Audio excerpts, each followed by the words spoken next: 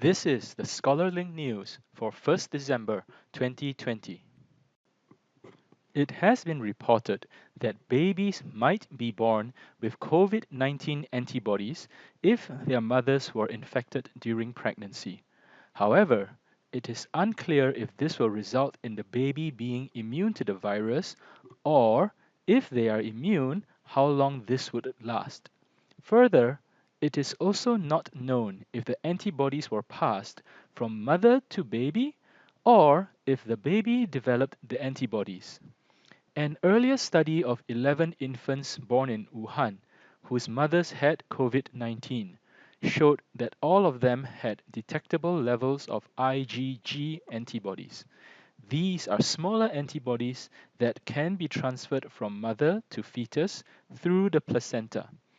Of the 11 infants, 5 had detectable levels of IgM antibodies, which are the initial antibodies produced in response to an infection. These are usually not transferred from mother to fetus due to their large size. Think about it. How will a better understanding of this situation affect other pregnant mothers and the care for their newborns? Do you think some new insights can be offered into how to combat the virus in adults? A group which was having a private party at an abandoned spa used trapdoors and false walls to evade police and hide under a stairwell. However, police found them after knocking on false walls and squeezing through narrow trapdoors. Police first suspected something was wrong when the air conditioning system was found turned on without anyone around. They also discovered a bucket of alcoholic beverages in a room. Police went through trapdoors and narrow paths before discovering 8 Malaysians and 11 Vietnamese women hiding under a stairwell. Police are now investigating whether the premises were used regularly for private parties. Those arrested will be issued with a fine for violating the conditional movement control order that is in place to stem the spread of COVID 19. Think about it. Why do you think people are taking unnecessary risks to socialize? Could it be fatigue from the pandemic and the safe distancing measures imposed? Are the risks worth it? Thailand will slightly ease travel restrictions in order to generate some tourism income until the ban on mass tourism is lifted. They expect to have 1,200 visitors in each of the last 2 months of the year.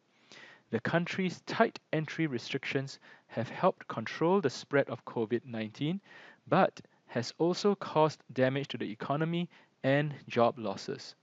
Almost 40 million people visited Thailand in 2019, but until the end of October this year, there have only been over 6 million visitors.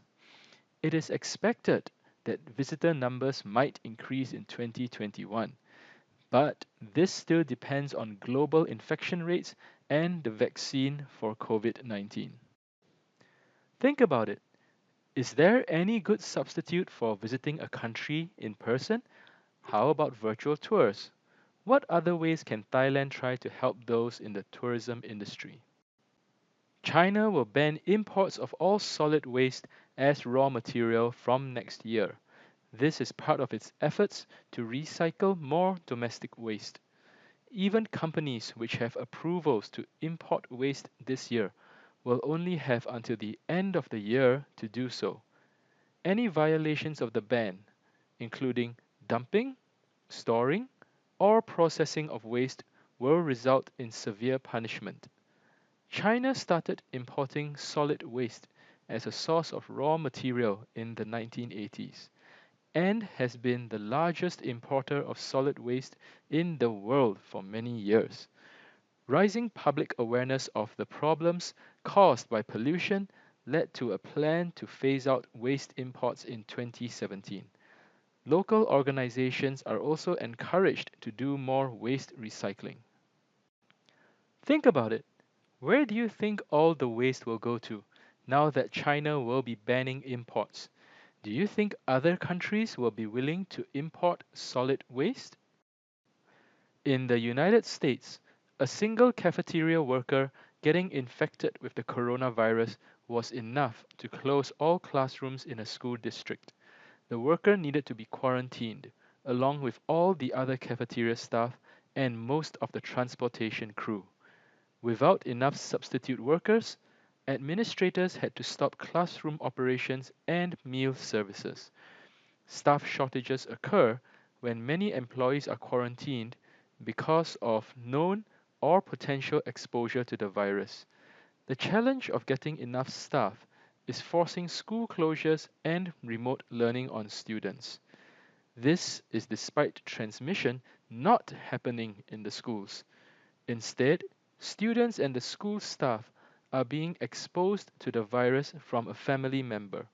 Some states are modifying their quarantine rules, for example, by not requiring students and teachers exposed to an infected person to quarantine as long as they were wearing masks. A shortage of substitute teachers and increasing virus cases have also forced some schools to switch to distance learning. Think about it. Instead of requiring all people exposed to an infected person to be quarantined, how about doing testing on them instead? What are the pros and cons of doing this instead? We've come to the end of the news for today. Please subscribe to our channel to be notified when our next video goes online. This is the Scholarlynk team saying goodbye and wishing you a wonderful rest of the day.